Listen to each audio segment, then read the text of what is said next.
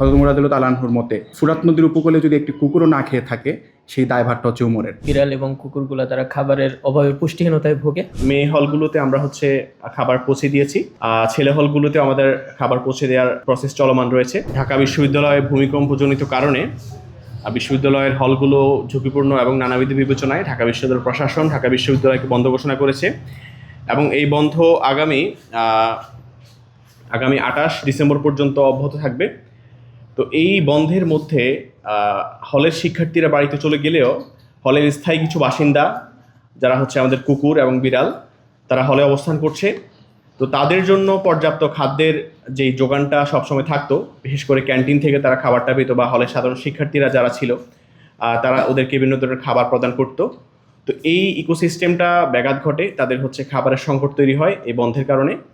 তো যার কারণে হলের বিড়ালগুলো অপুষ্টিতে ভোগা শুরু করে, তাদের খাদ্য সংকট তৈরি হয়, দুর্বল হয়ে পড়ছে।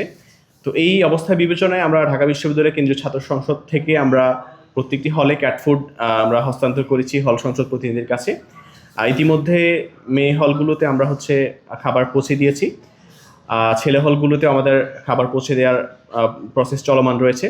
আমরা চাই আমাদের এই ক্যাম্পাসে যত ধরনের প্রাণী আছে, শিক্ষার্থী এবং আমাদের সাথে সহাবস্থান প্রত্যেকটা প্রাণী যাতে আমাদের ক্যাম্পাসকে যে আমাদের বাস্তুতন্ত্র এটার সাথে তারা যাতে খাপ খেয়ে চলতে পারে, তাদের যাতে জীবন এবং যেই জীবিকা সেটা ঠিক থাকে এবং সেটাতে যদি কখনো কোনো সমস্যা তৈরি হয় আমরা সেখানে সেই ব্যাকআপটা দেওয়ার চেষ্টা করব। তো বিভিন্ন বন্ধের সময় এদেরকে একটা বিভিন্ন ধরনের সমস্যার সম্মুখীন হইতে হয়, বিশেষ করে ক্যান্টিনগুলো অফ থাকে, শিক্ষার্থীরা বাড়ি চলে যায়, সেক্ষেত্রে তাদের যে খাদ্যের যোগানটা সেটা বাধাগ্রস্ত হয়।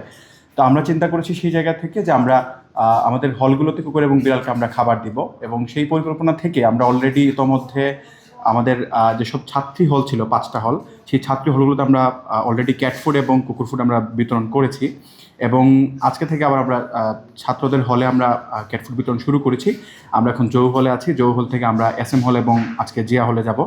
এরকম করে একটা করে সকল হলে আমরা আমাদের হল সংসদের যেসব প্রতিনিধিরা আছে তাদের কাছে আমরা আমাদের খাদ্যগুলো হস্তান্তর করব এবং তারা পুরো বন্ধের সময় জুড়ে যাতে আমাদের কুকুর এবং বিড়ালগুলা এর পাশাপাশি অন্যান্য যেসব পোষা প্রাণীগুলো আছে তাদের যাতে কোনোভাবেই খাবারের অভাব ফিল না করেন সেই ব্যবস্থা আমরা করতেছি ইনশাআল্লাহ। আমরা মূলত ডাকসুতে আমরা নির্বাচিত হওয়ার পরে বড় কোনো বন্ধ কিন্তু এখন আসেনি।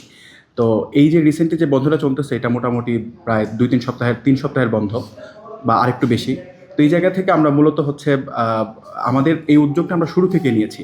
আমরা আমাদের বন্ধের প্রথম সপ্তাহের মধ্যেই আমরা উদ্যোগ গ্রহণ করেছি এবং যেসব ছাত্রী হল ছিল সেসব ছাত্রী হলে আমরা হল প্রতিনিধিদের কাছে আমাদের ক্যাট ফুডগুলো আমরা হস্তান্তর করেছি এবং আমরা এটা তৃতীয় ধাপে আমরা কিছু হলে করতেছি। এর আগে আমরা অলরেডি 2টা ধাপে ছাত্রী হল এবং আরও কিছু জায়গায় আমরা ক্যাট ফুড বিতরণ করেছি এবং এটা আমাদের তৃতীয় ধাপ এবং এটা চলমান থাকবে একদম বন্ধের শেষ দিন পর্যন্ত ইনশাআল্লাহ। এই উদ্যোগটা মূলত এই যেটা বললাম, আমাদের ক্যাম্পাসে আমাদের সাথে সাথে যেসব পোষা প্রাণীগুলো থাকে আমাদের সঙ্গী হিসাবে তাদেরকে টেক কেয়ার করার দায়টাও আমরা অনুভব করি এবং হযরত উমর রাদিয়াল্লাহু তাআলা আনহুর মতে যে ফুরাত নদীর উপকূলে যদি একটি কুকুরও না খেয়ে থাকে সেই দায়ভারটা হচ্ছে উমরের। আমাদের ইকোসিস্টেমে বিড়াল একটা গুরুত্বপূর্ণ পার্ট এবং যখন ক্যাম্পাসগুলো বন্ধ হয় তখন আমরা দেখি যে বিড়াল এবং কুকুরগুলো তারা খাবারের অভাবে পুষ্টিহীনতায় ভোগে।